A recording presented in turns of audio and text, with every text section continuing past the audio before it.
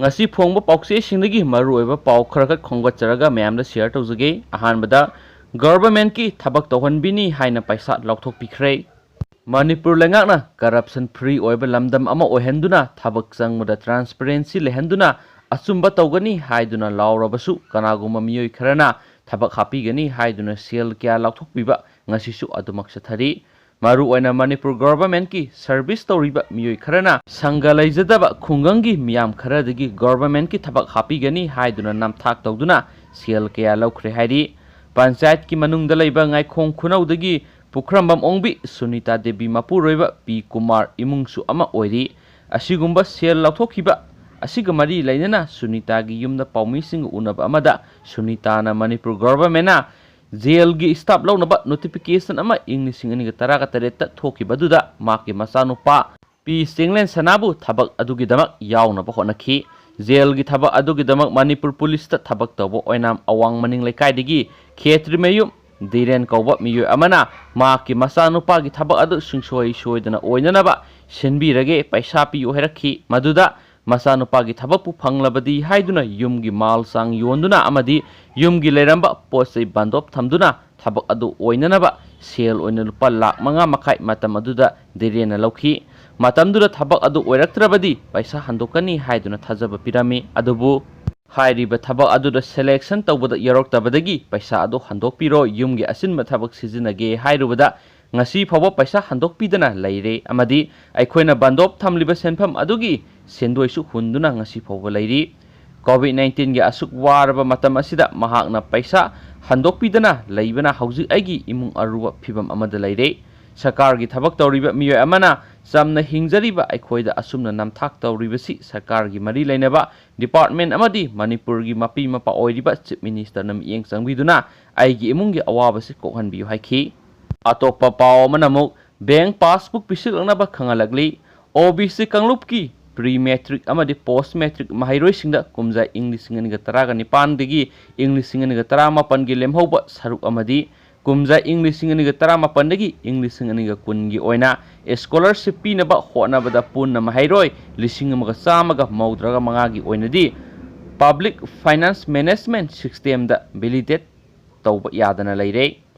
atopa mahairoi satreka kunga mari amana masa masagi asumba bank account gi akupa warul thagalaktri haina OBC and AC Manipur gi director NG Bogendra na mari leinabasingna khangalakli Mahiroi singna bank passbook natragana cancel check ki mayek sengba copy amama masa masa gi registration ID amasum Aadhaar ga loinana mari lainaba website ta satliba October gi 13 phawbagi manungda thajilakadabani hairi COVID-19 gi SOP ngaktaba yadabana kanagumba visitor amata office ta masa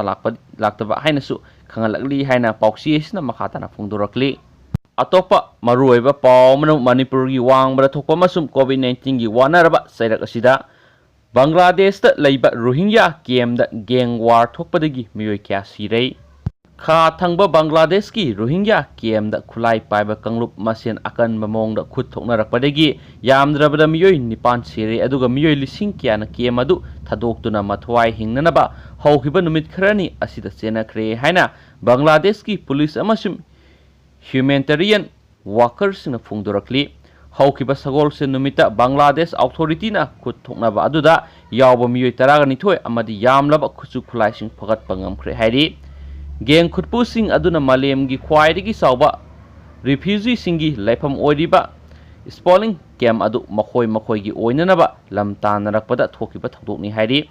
Bangladesh ki officer singa Rohingya gi lanjelakpasing aduna maral siraduna hai Makhoina sahi ahum sumna Rohingya singi asumba wayel pubirakani haina ngaiduna leirakhibani sanglaba matam asi Myanmar gi mafam kayada open prisoner amagi matawgumna makhoi leiragli adubo masigi matangda asumba wayel ama hauzik phawbada purakpa ngamdri haina refugee sing asina phungdurakli tanja asida human right kangbuna Rohingya singi mathakta karamba miwot minai satharibage haibadu kupna yengsili hairi Bangladesh ki refugee camp aduda kumja English ngani tara taretagi Rohingya refugee million kya Myanmar gi military singna takthorappadigi lanjelaktuna lairakhibane matam aduda Myanmar dagi Rohingya lakh tareka lising kunthra rom mayum thadoktuna Bangladesh ta sangjafam lauduna lairakhibani hairi oirakliba phibam asida Bangladesh ki Cox's Bazar gi manakta leiba Sahara adugi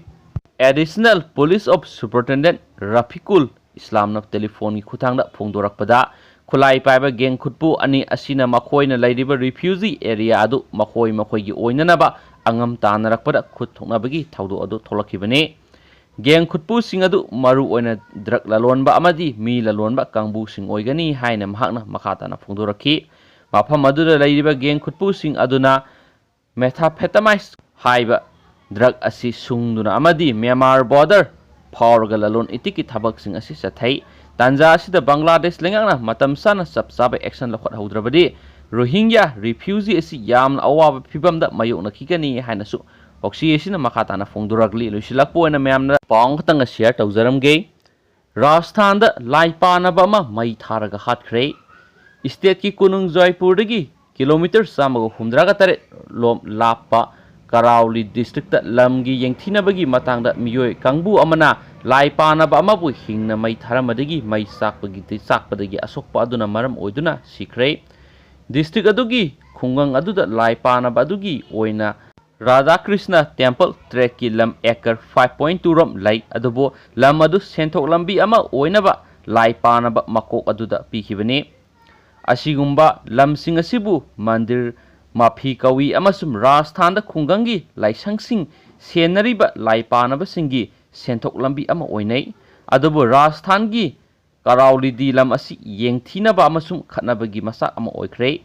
khungi laipanaba Babulal Baidabna chingdum masa amana ngamkhai oiba mahaki lamga naknaba mafam ama mahak masagi yum ama saba pamkhi yum saba haunaba mahakna art mover amana lam amadu temthoklami adobu khungang adugi masing yamba mina community dagi atopa miyoi khutpu amana madugi mayokta yetki amasum lam adu makhoigi ne haiki khungi ahan singda yenaba adu wayenanaba pukhatki amasum khungi ahal lusingbasing aduna laipanaba adugi misangda wayen takhi madugi matungda laipanaba miyoi aduna lam adu mahakna mapu oibani haiba khangnabagi khudam oina mahakna nauna lokhiba milletki mapai sing pasinduna thamki adubu laipanaba aduna temthokliba lam aduda yetnariba miyoi sing aduna makhoi masagi khangpok sajinaba horakhi madudagi marai ama yetnarakhi police ta mahaki jawan piramkhiba laipanaba miyoi aduna mafam aduda magi thamliba post sing aduda miyoi tarukna petrol hajinki amasum mai thakhi maduda natana makhoina mahaki masadasu petrol hajinki amasum mai thanaba khonaki haina phungdokhi maina saklaba laipanaba du Jaipur gi SMS hospital thuna pukhatki adubu mahak ngarang sagol sen gi numidangda asokpa aduna maram oiduna sikre aikhoina mihatpagi case ama register tawre amasu maru oiba senariba miyoi Kailas Mina amasum atopa ahum phaduna custody da thamle haina senior police officer Harjil Lal Yadavna haiki haina su poxi esina makhatana phongdorakli and thank you